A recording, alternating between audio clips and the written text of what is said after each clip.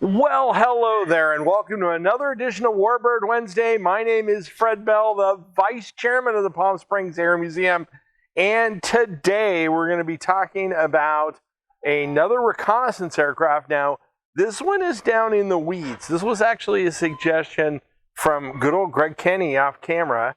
But first, Greg, I asked him off camera, Pharaoh.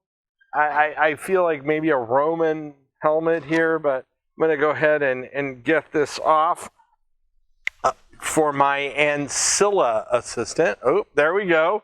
Floated a little bit. We got a docent walking behind me, or in front of me there, off camera, that is laughing.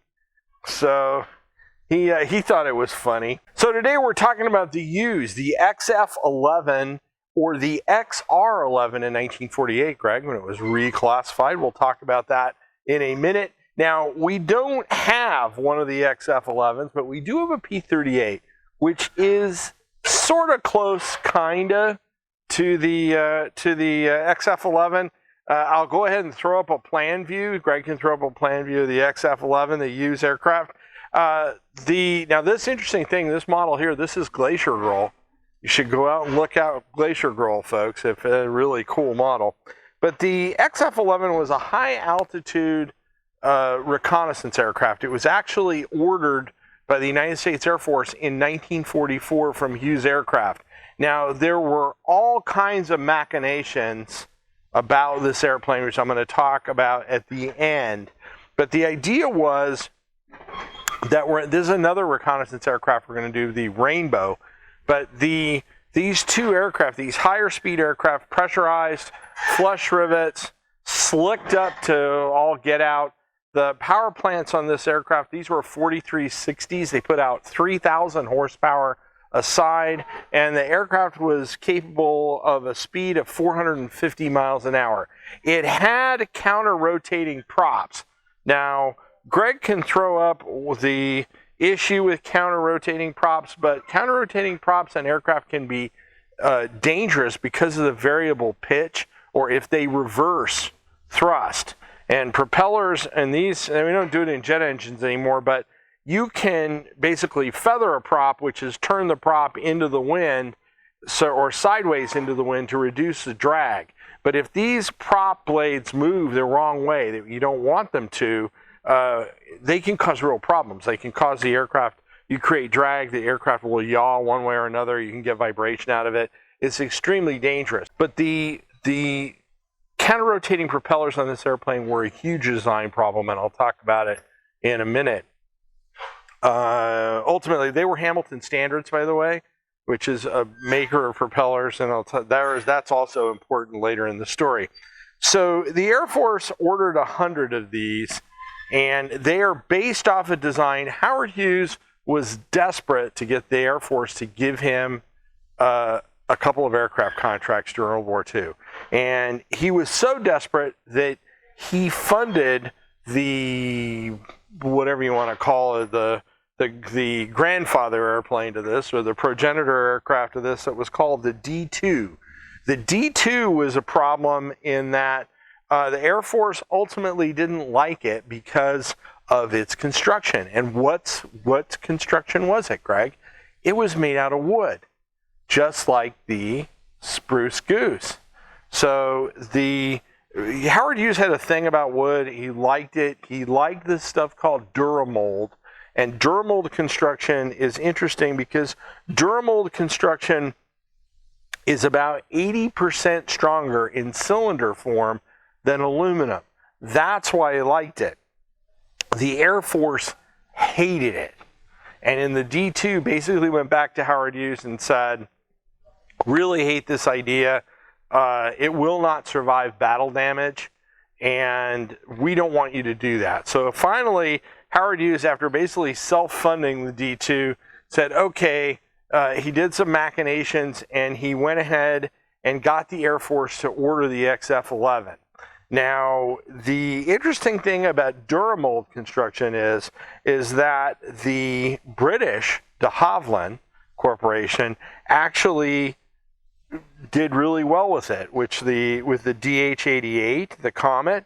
the DH-91, the Albatross, the Mosquito, and the Vampire all used a variation of this durable construction.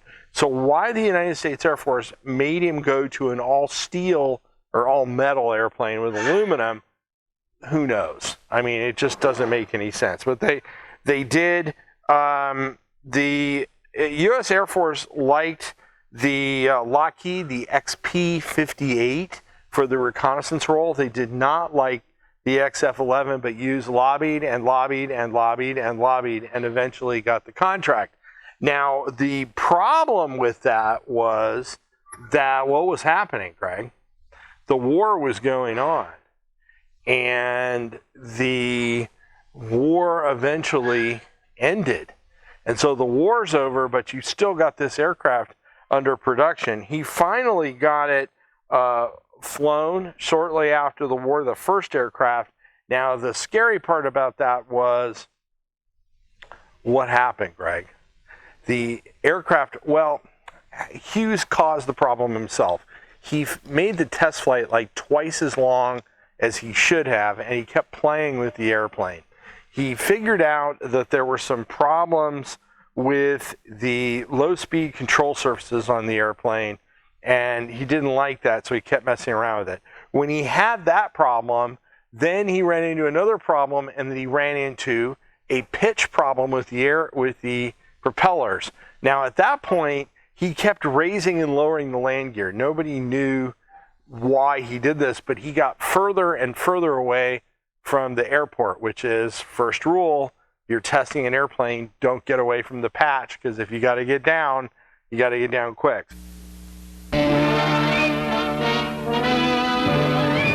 Howard Hughes, famous flyer and sportsman, was dragged out of this wreckage of an experimental plane he was testing. He was seriously injured. After ripping the corner from two homes in Beverly Hills, California, the plane finally plunged into this house. The force of the impact virtually wrecked the building and caused the plane to catch fire. The flyer said that the accident was due to motor failure shortly after his takeoff. He failed to make a crash landing on a golf course. Dennis O'Keefe, film actor, inspects damage done the home of Lieutenant Colonel Myers, chief interpreter at the Nuremberg war trials. America's aviation trailblazers willingly pay the price in man's conquest of the air. He was nearly killed. He was severely, severely injured in the crash. At that point, there was a lot of thought that that airplane was not going to go anywhere, and pretty much the Air Force had had enough. But this is a point that I want to stop and salute all of the people that worked with Hughes Tool and Hughes aircraft. Howard Hughes was a mad scientist. He was a visionary, kind of like an Elon Musk. And he went out and he did a lot of stuff, but he was intuitively focused on aviation. And you can say what you want about him, from TWA to a lot of these aircraft. He was one of those guys. We talked about slide rule people, and if an inch is better, or if an inch is good enough, 2 inches is better. He was definitely one of those guys, but he wasn't afraid to put his money where his mouth was. Now, he did create an amazing company, which is Hughes Aircraft, Hughes Satellites. The company went on to be at TWA, absolutely amazing. Those folks broke all kinds of ground. Not only did they break ground on the military side, but they also did incredible work in transportation. Think about how well TWA did. So if you were a TWA or a Hughes aircraft employee, which nobody's probably saluted you in a very long time, I am going to do this. And today I'm going to do what better soda, Greg, good choice, than a picture show cinnamon red hot soda from Boots Beverages, Belleville, Texas. Ooh, Texas, yeehaw. 170 calories, natural flavors, caffeine, gluten-free. You're worrying about me. They are a member of the Pure Cane Sugar Mafia, and that it's on there again. And so we're going to go ahead and pop this bad boy open. And we're going to go ahead and salute all of those fantastic Hughes aircraft and TWA employees. I salute you.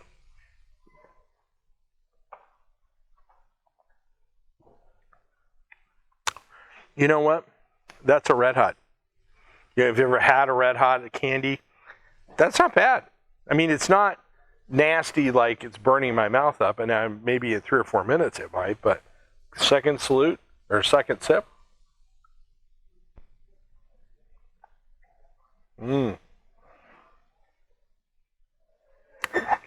That's actually not bad. I like that, Greg. Good job. It's too bad it has so many calories in it. So the aircraft was lost in the subsequent investigation. They determined that the right-hand prop, due to a leak, had reversed, and that Howard Hughes was responsible for the crash. It did not stop him from suing and successfully suing Hamilton Standard, the prop maker, even though they determined that Howard Hughes was responsible for the crash. By this point, the Air Force had cut back the program to the 2 prototype aircraft and a static, they would build static aircraft and they would use them to test tools and dies. And that was all that was going to be of the airplane. They also got rid of the counter-rotating propellers because they thought it was too complex on the second prototype, and they put just standard props on it and flew it around. It did great, but war's over. We're going to jets. They have no need for the aircraft. That particular aircraft went on in a depot as kind of a demonstrator aircraft over a period of time that students worked on, and eventually it was scrapped and the aircraft went into history. But that is not the end of the story. There was a huge investigation into both the Spruce Goose and the contracts with the XF-11. Let's just say that there were some people that felt that Howard Hughes used undue influence to get the contracts, and he spent an enormous amount of money. Now, at the end of the day, he ate about a third of the overall cost. In other words, he swallowed it. He took it as a loss on the D2 in this aircraft. But to give you an idea, at that point in 1948, when Congress investigated him, and this was kind of done in the Aviator, where he comes in and kind of tells Congress off, and everybody felt at that point that he did successfully deflect Congress. I've put the sweat of my life into this thing. I have my reputation rolled up in it, and I have stated several times that if it's a failure, I'll probably leave this country and never come back, and I mean it. What they were upset about was $12 million. That's what they were upset about. Now, if you took that and actually worked that out in today's dollars, that's $176 million. So you can understand why at the time they were so upset. Aircraft were not nearly as expensive as they are now, and $176 million at that time was a whole bunch of moolah. So, but he successfully deflected it, went on to be, with TWA successful and so on and so forth. But he did continue to do a lot of stuff with the United States government, including, if you remember, building the Glomar Explorer and pulling that submarine off the bottom for the United States. He continued to do a lot of stuff for them, but this project and the Spruce Goose were not meant to be. Now, this is really cool, although honestly, I doubt any child will know anything about what you're talking about. But if you want to go out and confound a child, get them a coloring book that has the Saturday Evening Post Norman Rockwell illustrations in it. If you've got a kid that is an artist, and that actually the drawings in here are really cool, and they're fairly intricate. So if you want to have somebody that is an illustrator or a child that has a budding art knack, so to speak, this would be that. Jump on this, on the link, send it, and Jason will happily draw a line for you and send them out as soon as possible. Did I get close enough on that one? There you go. Now, if you came across us on YouTube and you like long-form aircraft videos, give us a subscription and a like. We do nothing but these, but aircraft, not too snazzy, one-take production. We do try to do the production value as much as possible. If you came across us on YouTube, give us a like and a comment. We will happily respond back to you. Remember, we cannot do all of this and all these wonderful aircraft without your simoleons. And I don't have 176 million of them, but click on the link and make a donation. We can surely use the money. We use it to keep all these aircraft flying. My name is Fred Bell. I am the Vice Chairman of the Palm Springs Air Museum. Thanks so much for joining us. Have a great day.